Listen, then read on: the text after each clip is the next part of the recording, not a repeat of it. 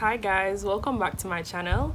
So just to reintroduce myself, because I really came off of YouTube for a long time and I just came on here and just started posting videos out of nowhere during this quarantine.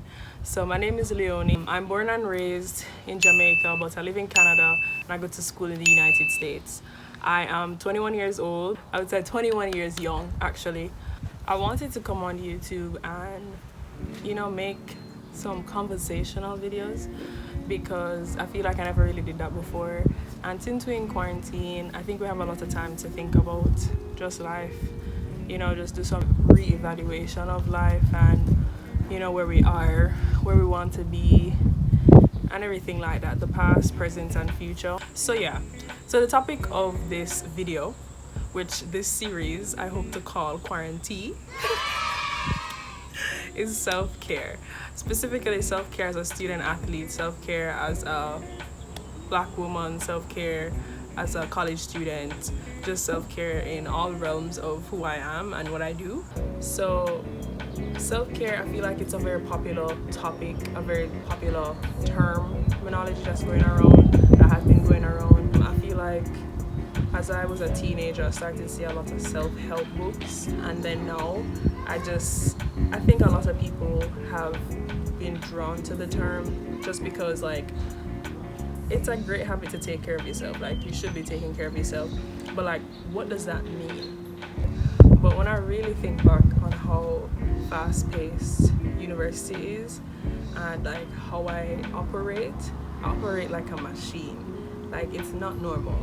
When I come home, I'm at home now and I see how other people operate versus how I operated in university. It's crazy because there's just certain things that people should do for themselves all the time that I don't/didn't. And I'll get into specifics. But the whole idea of self-care, is self-care really necessary? Is that really a thing? Because shouldn't we be taking care of ourselves anyways? So, and the approach to self-care. What's your approach? What's my approach? So I want to talk about my approach. My friends and I started doing self-care Sundays. But I don't think it was mutually exclusive to Sundays, but we started to do it on Sunday because it's so nice. And we do face masks, and we'd do our nails or cut our nails. We taught our guy friends how to do that, blah blah blah. And it was lovely. It was nice because we just dedicated time specifically to doing that and being around each other and pampering ourselves. And I really enjoyed it and I like it, and I think it's a great concept. It's a great thing to do, especially when you're doing it with people. But when I really think about it now, certain things, we should have cut my nails every day, or not every day, but on a frequent basis. We should have cut my nails. I should be doing a face mask or taking care of my skin all the while. It shouldn't just be one day. So I really in quarantine been thinking sis, what you been doing? Take care of yourself. And the reason why I've thought more about it is because I've just been able to slow down and I have more time. I have way more time, way more time. And so I really just think self-care should be every day, all the while. You should have take care of yourself every day. And I really wanted to revisit how my approach has been in terms of self-care. So you guys know, who watch my videos, that I journal. And the reason why I journal is I found it to be a way where I ventilate my feelings and I track my goals and everything like that. So at the beginning of the year, I created a template where I wrote a letter to myself. And I'm gonna read it now because I don't think 2020 is over.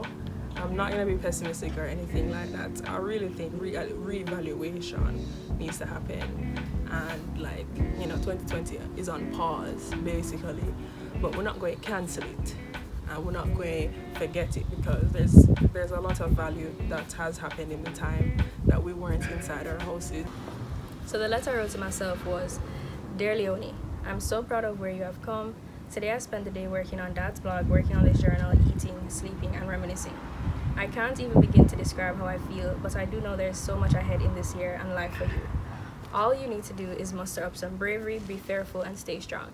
You're stronger than you give yourself credit for. I looked at pictures on Facebook of myself, others in my life at the time, and family. You know, a lot has remained the same, but a lot has changed. I think moral of the story, this will continue to happen. You will engage in activities and go to places that warm and fill your heart. You will also, more specifically, finish this degree at Cornell in the upcoming decade, do traveling, experience adventures with the ones you love, eat good food. Listen, you will do what you want because this life is yours. It's yours to live. I also want to write to you more about Cornell, your academics, track and field, CSA, and other extracurricular activities, and your overall purpose that you've been chasing. Leone, Leone, Leone. Leone, Leone, Leone. I'm trying to give you advice you would give someone else. Realistic, optimistic, and useful. I guess all I want to say is that you're amazing and talented. You have the tools to be great. All you need to do is to be great. Just be. Act in your great thoughts, ideas, and intentions. You have set yourself up so well in 2019 to flourish. Look at yourself in the mirror. You're black, you're beautiful, you're bold. But also, you're only human, and that means you're allowed to feel, allowed to react, break down, cry. Be honest with your emotions and with the people around you, because they affect you and cause these emotions too. Another one, God, God. Just reach out to him, talk to him when you're strong, and lean on him when you're weak. He's in your corner, he'll always be there to listen. Listen, I don't know how many times I have to say it until you get it. Go be great. Period. And that was the end of the letter. So I really think, for me at least, I really think a lot, right? I am so in my thoughts, and this quarantine has let me see that even more. And so one thing that I would say I struggle with is fighting self-doubt. Because I'm so in my thoughts, I will literally be my worst enemy ever. Like, there's nobody who settings bad to me or settings discouraging to me, more like my thoughts. And I really working on that, because I feel like, and it's held me back when I reflect on my season this year. Although it was extremely great, like it's the best season I've had in a long time, track and field season. One thing that came out of it was seeing how my mental health and how my thoughts really dictate how I perform. With me reflecting on that, I realized like I really need to encourage myself more, and I feel like this is a fight for everybody. Like everybody's on this. I mean, some people, I know people in my life, their thoughts really control a lot of what they do. And to you, I would just say,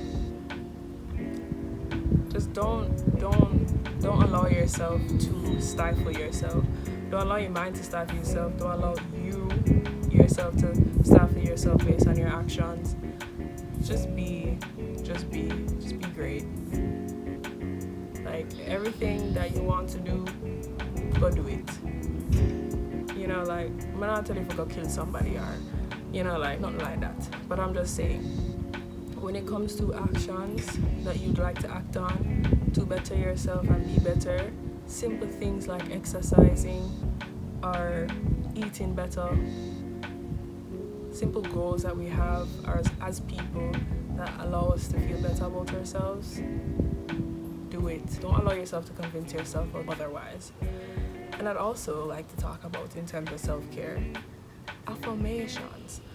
I just said in that letter, you're black, you're beautiful, you're bold. I've been saying this, but almost every morning I wake up for the past few weeks, because I read this letter some weeks ago. You really have to look in the mirror sometimes and say you're great and you're amazing, because there's so many things that can tell you otherwise.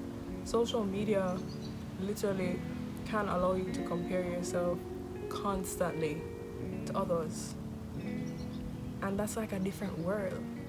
Like it brings you into a different world in which you can compare yourself to others. And I find myself detracting myself from social media because, and it's not a world that I necessarily want to be a part of all the time, because it's not real.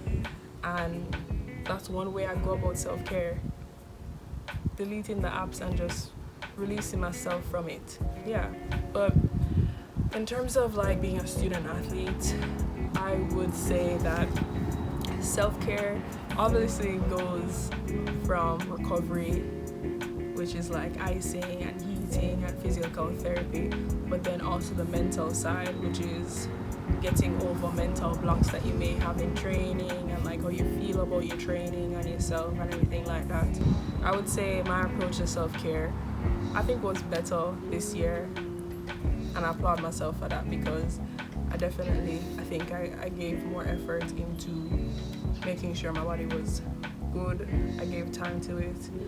I didn't try to make up any excuses. I was in the trainer's room all the time. I was recovering, doing ice and all that all the time because like, sis, during the season my body just really like feel bad, and the only way for me to like help it out is to recover. Recovery, like, you can't really get around it. Your body can only do so much, so there's a lot that you have to do yourself in order to recover and to give it some extra help. I really just wanted to come on here and say that self-care isn't something that we should let be an occasion. We should be taking care of ourselves every day, whether that's from sleeping, eating, drinking water, exercising, praying if you're into that. Whatever the case may be, self-care is lovely. Taking care of yourself is lovely. But I really think, especially during this time, there's so much happening. Just give yourself a break. Give yourself a break by taking care of yourself. Your future self will love you for it. If you come out of quarantine being a better person, being a healthier person, being a more mindful person, being a more educated person, that's amazing. Like, that's a win. And that's what I want somebody to get from this video. But for me, that just means slowing down during this time in quarantine, and also doing things that make me feel good, doing things that I have paused because of the fast life outside of quarantine, doing art or journaling or reading or sleeping. Well, this video went a lot of different directions, but I really hope you guys enjoyed it. I really enjoyed talking to you guys about self-care and productivity and life and quarantine, and like, tell me how you guys are feeling. How are you guys feeling during quarantine? Let me know. All right, thank you guys so much for watching. Make sure you subscribe and like, turn on the notification bell below, and I'll see you guys next time. Bye.